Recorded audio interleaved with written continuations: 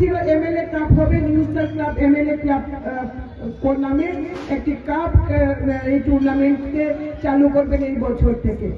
আমরা আমাদের পুরো পরিষদের সম্মানীয় চেয়ারম্যান, ভাইস চেয়ারম্যান নীতিন বাবু, গোপাল বাবু, আমরা অচিন্ত বাবু এবং ক্লাবের সভাপতি, সেক্রেটারি, ক্লাব সদস্যদের নিয়ে আমরা বসি, আমরা আলোচনা করি যে আমাদের গর্বের যে জায়গা ছিল ক্রিকেটে, যে সুধাংশু দা যিনি নিজের জীবনটা, সারা জীবনটা তিনি ক্রিকেটকে দিয়েছিলেন, নিজেকে সমর্পণ করেছিলেন এবং রঞ্জি প্লেয়ারে তিনি একটা জায়গা দখল করে দিয়েছিলেন।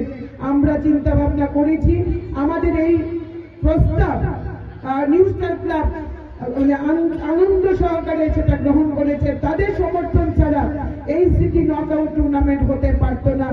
আমরা আজ থেকে চালু করলাম Sudhanshu Das city knockout tournament এবং তার জন্য আমি নিউ স্টার ক্লাবের সম্পূর্ণ টিমকে, এন্টায়ার টিমকে আমি আন্তরিক ধন্যবাদ জানাই। আলোচনা আমি দীর্ঘায়িত করব না, কারণ দপ্তরের মাননীয় মন্ত্রী যেখানে রয়েছেন, শুধু এইটুকুনি বলবো যে একটা সময় ছিল রাজ্যে নেশার বার বাড়ন্ত, কিন্তু আমাদের ভারত সরকার এবং রাজ্যের মাননীয় মুখ্যমন্ত্রী প্রফেসর ডক্টর মানিক সাহা এই নেশার প্রতি যে জিরো টলারেন্স নীতি নিয়েছেন এবং যেইভাবে প্রত্যেক নেশা কারবারিদের যেভাবে আইনের আওতায় নিয়ে আসার চেষ্টা করছেন এবং মাননীয় ক্রীড়ামন্ত্রী যে উদ্যোগ নিয়েছেন, দেশের প্রধানমন্ত্রী নরেন্দ্র মোদী আহ্বান করেছেন খেলো ইন্ডিয়া খেলো। আজকে এই রাজ্যের মাননীয় মন্ত্রী ক্রীড়ামন্ত্রী টিঙ্কু রায়ের উদ্যোগে চলছে খেলো ত্রিপুরা খেলো।